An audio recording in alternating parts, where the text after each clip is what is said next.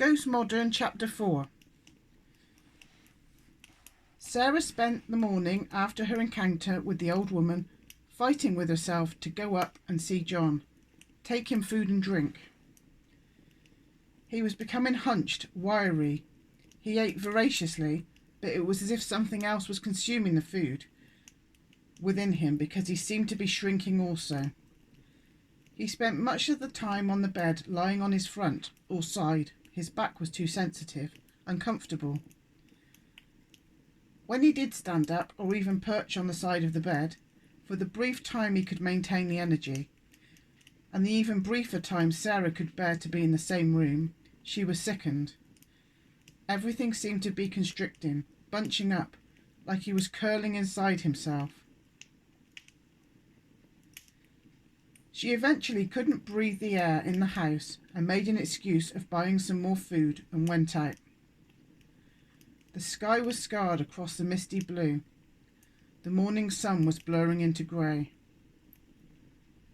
She shivered and pulled her coat tighter.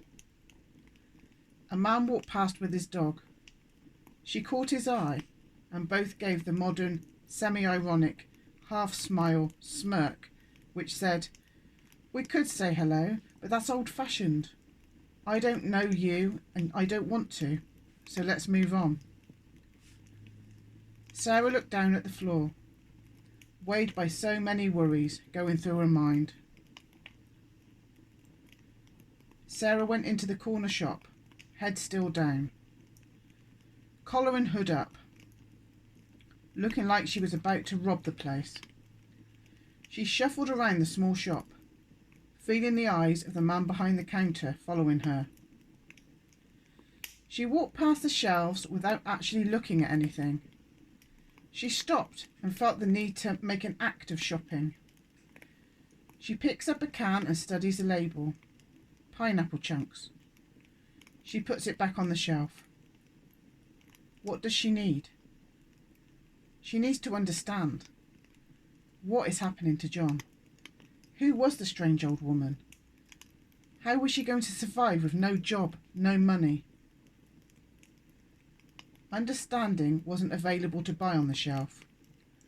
So she got some bread and milk, because that was the archetypal bought from the local shop down the road purchase. The man behind the counter picks the items up and beams the barcode with a beep. Sarah holds out her card.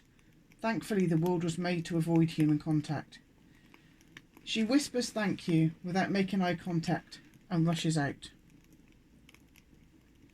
You don't even eat bread. Still, I expect John has eaten more now. Sarah heard herself, then with shock realises it's the old woman, appearing again from nowhere at a doorway. Sarah drops the milk carton. The plastic carton splits, no shattering like the bottles of the past, but still white liquid seeps out over the ground. Sarah feels everything engulfing her and starts to cry. The old woman laughs. "Don't cry over spilt milk, Sarah." Sarah looks at the warm face. "How dare you laugh at me? Who are you? Are you following me?" "Well, I guess I do follow you." "I knew it. Have you been watching our house? Maybe it used to be yours, but it's not now. It's mine and John." Her voice catches and she can't help crying again. "Things are changing, Sarah. The surface is being reformed." "What are you talking about?" "There will be people appearing when you least expect it, shining lights on where you live, trying to find out secrets they can use." "Who? When?" "Look at the birds. See where they go." The old woman turned away and walked off down the road. Sarah watched as one bird, then two, three, swirled over the old woman's head. Then the whole flock of black birds, crows maybe. The old woman walked about 200 metres down the road, her feathered entourage eddying above her head. Then she turned off down a side street and was out of Sarah's sight.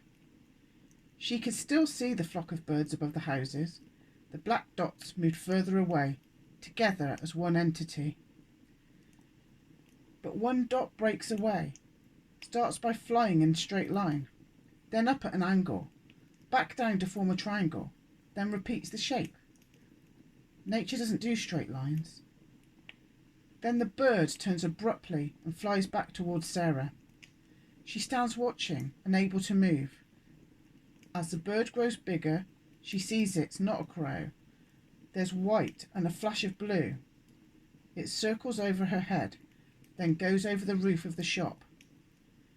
She cranes her neck to follow the bird, and the sun glares into her eyes. She squints and holds her hand up to shield her sight. Bright light obscures everything, but the bird comes back, a black blob, but the sun flashes off its body with a loud hum. Not a bird, like a giant bee. Sarah squeezes her eyes shut against the blinding light. What was she seeing? What couldn't she see? While eyes are closed, the hum sounds louder. The pain in her eyes subsides, and she opens them again. What was a bird is now a drone, metal, buzzing, angry. It dropped quite low, on the level of the rooftops.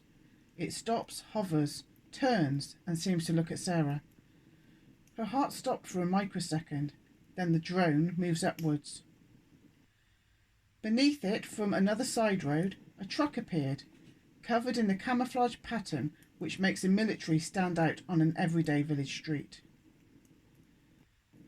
That night, Sarah is back home, sat on the makeshift bed she has made on her sofa. She made John some food from a can and rushed away. She now sat guiltily that she couldn't stay and talk to her husband. The truth was, she was finding it harder to accept that it was her husband, there in the bedroom they used to share. She had all the lights and TV on, as usual. She didn't see or hear what was on the screen. All she could see and hear was the old woman and her birds. And then the army vehicle and the drone. The metallic buzzing ran in her ears. Now she wanted to have some darkness, some silence, to see if she could find some order to what had happened. Somehow the LED lights and the blue light flicker of the screens had become one with the hum of the drone. She turned off all the lights and the TV, laptop, lay down and tried to rest a mind that hadn't rested in what seemed like months. She couldn't sleep. The fear of night terrors haunted her. The night seemed to drag on. Eventually she gave in and started to walk restlessly around the house. She walks up the stairs, semi-conscious, and sees lights through the window on the top landing.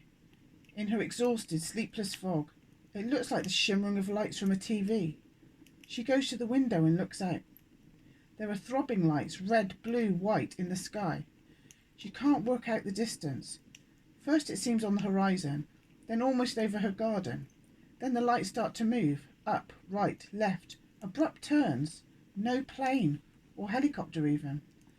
Another drone maybe. The lights pulse even brighter for a moment, and then they disappear behind trees. Sarah shakes her head. This is too much. She starts to go down the stairs, but now through the ground floor window she sees more lights through the curtains. Now there are sounds like voices from outside, muffled. She can't make out words. She swallows and looks out the door to the bedroom where John is. She's on her own, he can't help her. She breathes deeply and holds a piece of curtain in her fist, counts to 5 inwardly, then yanks back the curtain. She looks out at 2 figures in the night, standing in her garden. 2 beams of light point at her, and she's again blinded temporarily. She squeezes her eyes to protect herself, then forces them open. She can make out a few words. Check over behind the trees. It sounds mundane, human, real, a fear she can face. She opens a window. What are you doing? This is my garden. It's the middle of the night. Sorry, madam, we're the police. We're trying to find a woman that's gone missing. We have to search everywhere. The torches flick over the house and garden. Sarah remembered the old woman's words. There will be people appearing when you least expect it, shining lights on where you live, trying to find out secrets they can use. Have you seen anyone suspicious recently? Sarah shook her head and closed the window. She went back to the living room and turned on the TV.